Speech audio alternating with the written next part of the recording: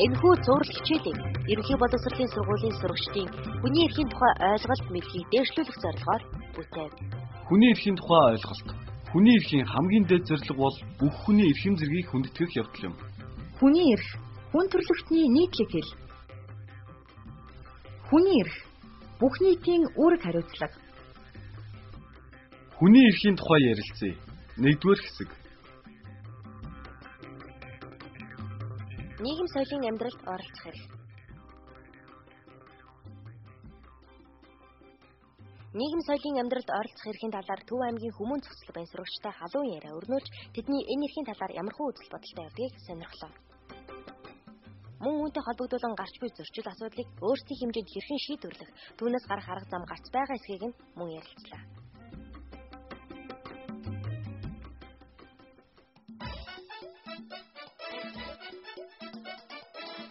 Өнөөдрийн энэ хичээлээр бид нэг эрхийн тухай тохиолдол дээр авч үзнэ. Тэгээ энэ тохиолдол дээр та бүхэн өөрсдийнхөө энэ эрхийн хэрэгжилт түүний үр дүн өшөө төр зэсэг болон өөрсдийн одоо амьдрал байнга хэрэглэгдэж байгааг юу гэдэг дээр өөрсдийнхөө санаа бодлоо хуваалцна гэдэгт найдаж байна. Нийгэм соёлын амьдралд оролцох эрх.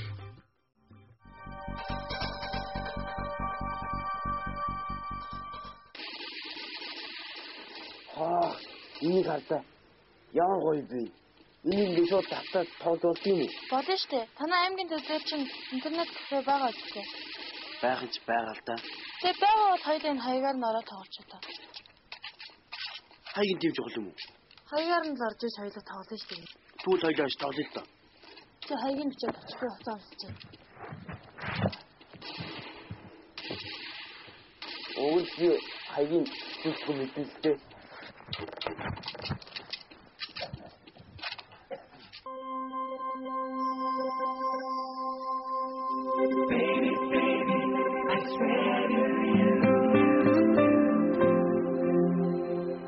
Болтооч яагаад зогсоод байгаа юм бэ? Тэнцээ сууж. Найз ингээл мэйл хаягаа шалгах за.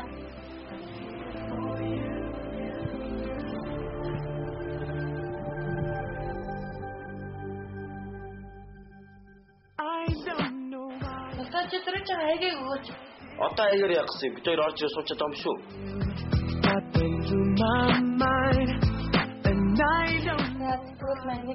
Компьютер дээр хоёул дууг сонсъё.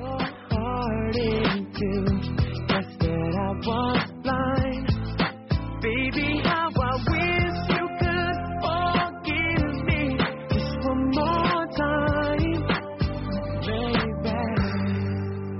And I swear. Болтооч нэр надад мэйл хаягаа өгөөч. Би чамд дотрооч мэйл хийчихвэ. Надад гэрээ хаягнаас өөр хаяг өгч. Окей. Чи танаас сургууль чинь компьютер таадгүй мүү? Манай сургууль компьютер байдгүй мүү? Ганц байгаа юм мэдээж. Харин ч өнөөдөр онгорхой. За би чам мэйл хаяг нэг гашуурс. Тэс надруу бичээрэй та. Now I see the price to pay. I can run and hide 'cause I'm losing you.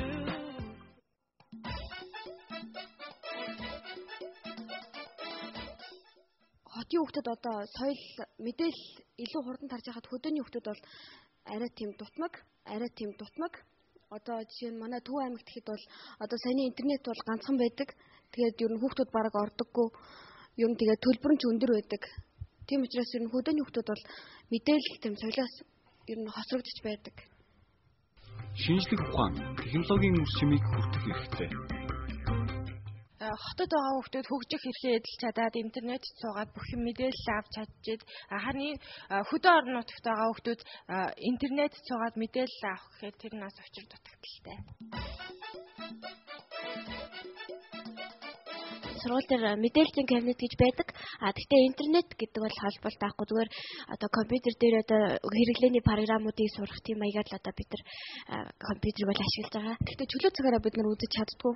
Ганцхан хичээлийн 40 минутын дотор л тэр компьютер дээр суухаас биш бид нар бол илүү суудаггүй. Соёл урлаг, шинжлэх ухааны үйл ажиллагаа явуулах, бүтээн туургах, үр шимийг нь хүртэх хэрэгтэй. Монгол Улсын үндсэн хууль 2 дугаар бүлэг 16-гийн 8. Тэгэхээр одоо тэр компьютер түүнийг та нарын дэс сурах хэрэгцээ шаардлага хангаж чадчихна гэж бодож байна. Чадахгүй. Энэ сургуулийн компьютерыг интернетд холбох хэрэгтэй. Тэгээд хүүхдүүдэд үнэгүй одоо чөлөө цагаараа ингээд сууж явах тийм үнгүй байх хэрэгтэй. Хамгийн гол нь чинь интернетээ хямдхан болгочих юм бол хүүхдүүд нь айгүй их үйлчлүүлж болно шүү дээ. Интернетээ компьютер үүдэн шүү дээ. Дууштай айгүй удаан хүлээгээ суугаад. Яагаад мэдээллийг цуглуулахдаа хотуудын ялгаагаар тийм ээ. Үнэхээр л Төв аймгийн хувьд юм бэ нү эсвэл Монгол орны хувьд юм бэ нү? Монгол орны хувьд ер нь тийм байна. Тэгээд ер нь хүүхэд бол хүүхдэд даадаг. Хүүхэд одоо ингээл интернет суучдаг нэг хүүхэд суулаа тий. Тэгээд тэрийгээ дагаад бус нь одоо ингээд сураад мэдээлэл олж аваад байдаг. Манай энд болохоор чинь баг хүүхдүүд нь суухгүй юм чинь мэдээлэл олж авахгүй. Нэг суухгүй гэдэг дээ юу эсвэл мэдэхгүй байна гэдэг дээ юу? Мэдгүй ч суухгүй ч байна байхгүй. Тэгээ хамгийн гол нь энэ дээр болохоор Улаанбаатар хотоос хамгийн ойрхон манай Төв аймаг гэж ярьдаг шүү. Улаанбаатар хотоос хамгийн ойрхон манай Төв аймаг гэж ярьдаг шүү дээ. Тэрэн дээр л Төв аймаг дээр л ийм асуудал байгаа юм чи манай Төв аймагаас зөндөө хол ямар ч хамаагүй сум маш олон л байгаа шүү. Төв аймаг Улаанбаатар Монгол улс чинь зөндөө л олон аймаг хот сум дүрхтэй юм чи. Тэгэхээр энэ асуудал дээр хамгийн гол нь юу гэхээр төр засгаас авж байгаа нэг хүүхдүүдэд боловсрол хөгжүүлэх тал дээр явуулж байгаа үйл ажиллагаа жоохон хомсдмол тийм хоцрогдмол талтай тийм байна л гэж бодчих. Гэтэ ганцхан компьютер биш л дээ. Янз бүрийн хэвлэл мэдээллийн хэрэгсэл, зурагт радио, телевизээр энэ мэдээгээ ганцхан хүүхдийн эрхэд зориулсан тиймэрхүү мэдээлэлээр дүүрэн гаргачлаа гэвэл тэгээд ганцхан компьютероор бид нэр янз бүрийн радио, телевизээр өргөн мэдээлэл авч болно л доо. Саяны нөгөө жишээн дээр бол сая юм жижиг үзүүлсэн шүү дээ. Тэрэн дээр бол нөгөө нэг болдоо бол юусэн тийм нэг компьютер ямар ч мэддэхгүй байхгүй тий. Тэгэхэд бид нар бол болдог үл арай гайгүй тий тэр CD-г хаашны хүү тэр тиймхүү мэдж байгаа. Тэгэхэд мэдж байгаа хэрнээ бид нар бол тэрийг мэдэн гэхдээ юу бид нар интернетийн талаар юу ч мэдэхгүй. Тэгээ хотын хүүхд бол тодорхой юм мэдж байгаа байхгүй. Бид нар бол зүгээр л тийм програм дээр юм чаднах байсан юусэн тийм интернет тал дээр бол юу ч мэдэхгүй. Ер нь мэддэг бүх зөвгөл байгаа мэдвэл. За тэгэхээр сая бидний ярьж байгаа тэр одоо олон нийтийн хэл мэдээлэл хэрэгслээс мэдээлэл олж авах, энэ уран зохиол, шинэ номуудыг авч унших, тийм ээ. Интернет болон одоо бусад телевизээр бас мэдээлэл авах гэдэг асуудал үүж байгаа. Тэгэхээр яг хүүхдийн эрхийн конвенцид 17 дугаар зүйлд юм уу? Одоо хүүхдүүд тийм ээ, шинэ одоо мэдээлэл хайж олж авах, хүлээн авах, өөрөө хөгжихийн тулд яг хүүхдэд одоо хэрэгтэй тэдний одоо сурах, боловсроход шаардлагатай мэдээллийн агуулгыг яг нь олон нийтийн мэдээлэл хэрэгслээр дамжуулах үүрэгтэй гэдэг төрийн хүлээсэн үүрэг байж байгаа. Олон улсын гэрээний дагуу. Тэгэхээр энэ гэрээний дагуу тэр маань ер нь үүргээ эдэлж чадж гин үү? Тэгээд эндээс юу ч асуух гэдэг юм хэрэг одоо Монгол улсын тэр телевизүүд бидний үзэж байгаа телевиз өдөр тутмын сонин хэвлэлүүд та бүхэнд хэрэгтэй мэдээллийг одоо яг өгч чадж байна уу? Тэ та бүхний тэр хэрэгцээ шаардлагыг хангаж гин үү гэдэг энэ асуудал бас тавьмаар юм. Илүү агуулга дээр нь чиглүүлээ. Одоо сонин гэж хэлэхэд бол сонингоос бид нар бол мэдээлэл олж авдгүй баахан л тийм алдартай хүмүүсийн гэр бүлийн амьдрал тэд нар ховж бид нар бол ямар ч хэрэггүй шүү дээ. Тэгэл ер нь одоо ер нь цэнгийн нэвтрүүлэг гэдэг нэг шүү дээ. Тэрийг маш их явуулдаг бол хэрэгтэй хэрэггүй цэнгийн нэвтрүүлэг. Тэрний хооронд зарим хэрэгтэй цэнгийн нэвтрүүлгийг аваад орондын дээр мэдээллийн тий хаа ч юм уу тий ер нь нэг тийм их нэвтрүүлэг явсан танин мэдхийн холбогдлолтой тийм мэдээлэл оруулаад яа гэм бэ. Стаар тэл ер нь юу л бол зар сурталчилгаа, юу л бол реклам, юу л бол тэгэл нөгөө цэнгийн тийм юу нэвтрүүлэг. Ер нь тийм мал дүрцэл харагддаг шүү дээ.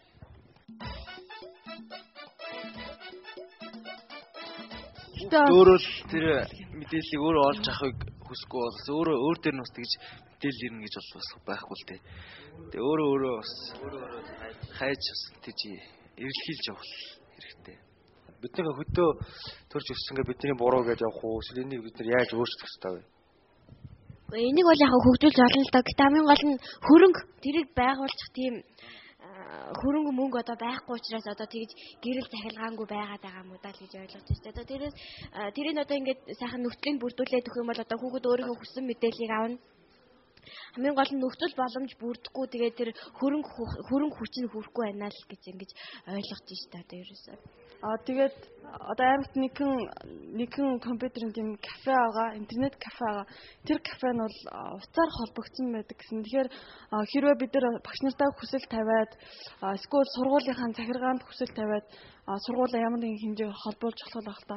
Хотод зөндөө төслүүд явагдаад сургууль бүрийг одоо компьютер хандуулаад тэгэл бүх компьютерийн нийт холбож өглөө гэж ярьдаг шүү дээ. Тэр бол сургуулийн захиргаанд тодорхой хүүхдүүдээс ихэнх хэмжээний хүүхдүүд гэж хүсэл тавьснаар тодорхой бодит биелэл гарч ирэх байх л та. Тэрнээс ганц 2 хүүхдүүд мэдээлэл хоцорлоо гэж хичнээн ойрж тэгж яалаач гэсэн бол мэдээж хэдэн хүүхдийн хүсэл сонирхлын дагуу тийм их хөрөнгө мөнгө цацахгүй байх л та.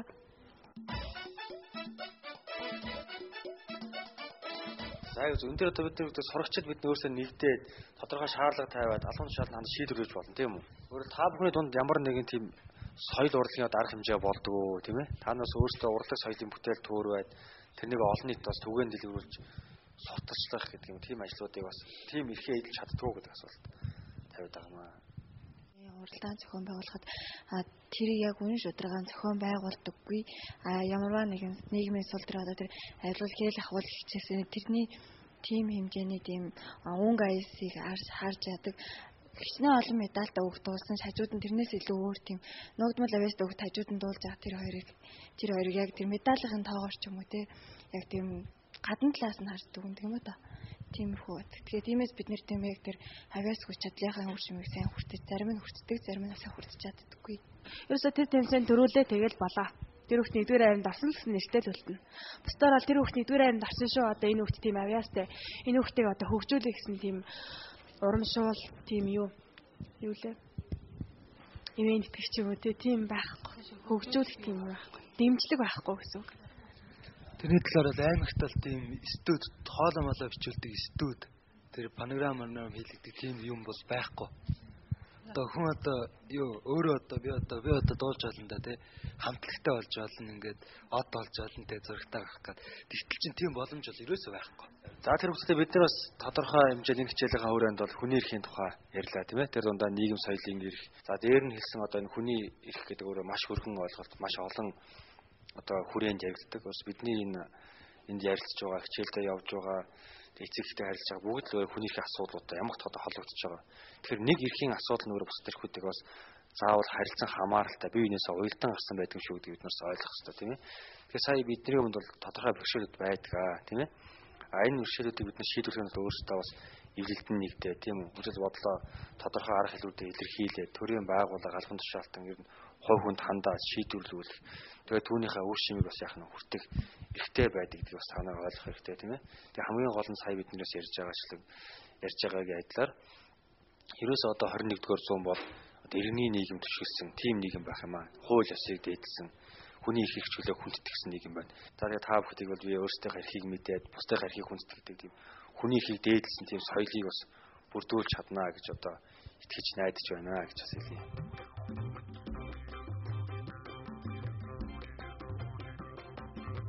Улаанбаатар хотоос хамгийн ойрхон манай Төв аймаг гэж ярьдаг. Ерөөсө тэр тэмцээнд төрүүлээ тэгэл болоо.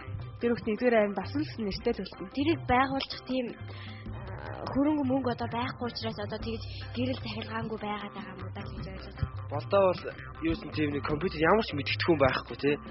Тэгэхэд бид нар бол болдоо үл арай гайгүй тий тэр CD-г хаашны хүү тэр чимхүү мэдж байгаа. Хотын хүүхдэд одоо соёл мэдээлэл илүү хурдан тарж байхад хөдөөний хүүхдэд бол арай тийм дутмаг.